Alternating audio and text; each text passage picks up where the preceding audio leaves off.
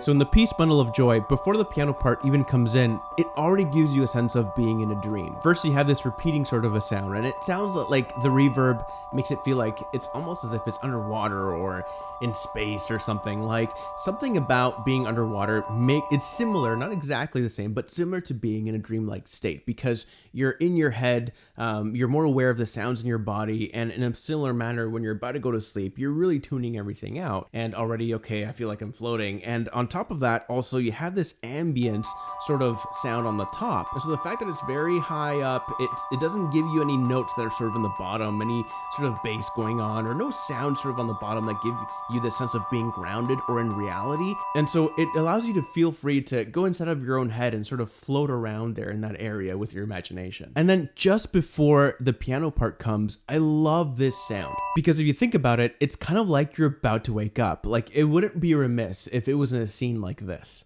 Come back with me. Come back.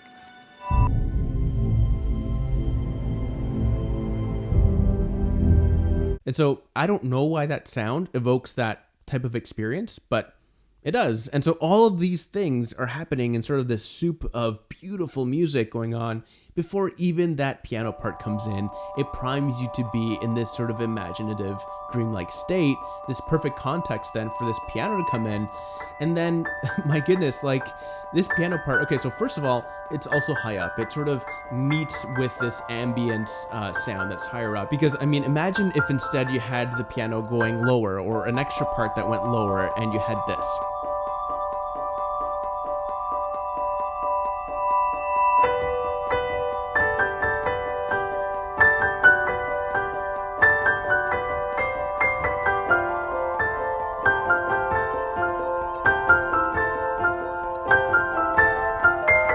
You'd feel like it's more in the sense of it's telling you something, it's declaring something to you, or trying to tell your story, whereas with just all of this middle sort of sound, all these lower sounds eliminated and just this higher up stuff going on, it gives you the sense of freedom, the sense that your feet aren't in the ground and you are floating and you are in your own head. And if you think about it, Michael Giacchino, the composer, he could have put in more notes. It's so easy as a musician to just vomit out a bunch of notes and make it sound pretty. It would have given you the sense of like movement or something more than it should have. But no, it's the minimum amount of notes so that there's breathing room between the notes to give your mind space to fill it with your own memories and nostalgia and dreams and all that stuff inside of your own head. Now, I'm not saying that all music needs to be this way. Like, take, for example, Back to the Future.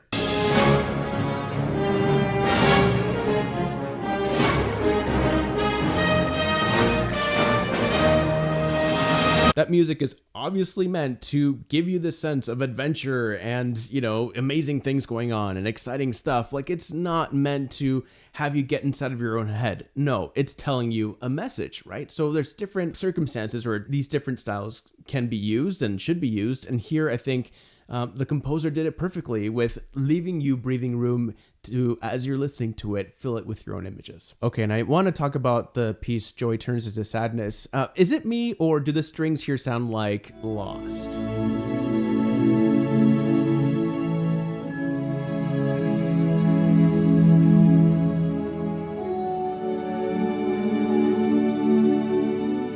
You know, moving up in that sort of a pattern. Same composer, I don't care. It's awesome. And something I want to mention specifically about this piece are these 4 notes.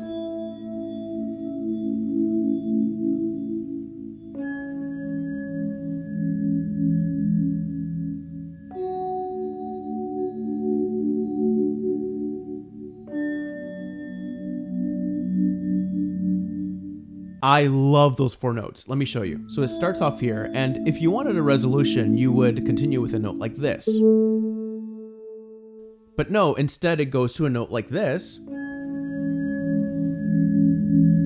So it doesn't resolve. It gives you the sense of like something is still in the air, something still needs to be fixed or finalized. And then the jump to this note gives it this playful, hopeful sort of a sound. And then it goes back down to this note and it still doesn't resolve. So that's the perfect recipe for evoking a sense of nostalgia, of something melancholic, right? It has these unresolved moves going on. And I just love how music can do that. These 4 notes, for example, right? Just in the perfect order, played slow enough in the right context and everything, because of these gaps in the intervals between the notes, it triggers specific emotional and psychological responses to people that are listening to it. And you probably experienced that without thinking about these things, right? Because everything's happening all at the same time you're watching the movie. But I think it's brilliant, and it did exactly what it needs to do, which is get you in your own head without calling attention to itself too much. So those are my thoughts to the music to Inside Out, and let me know what you think in the comments below and how the music may have affected you and when you were watching it. If you would like access to an extra video, pretty much what didn't make it to this final cut, consider donating on Patreon, where for $1 a show, you get access to an extra video for every soundtrack review. So either way, thank you for watching Soundtrack Reviews, and I'll see you next time.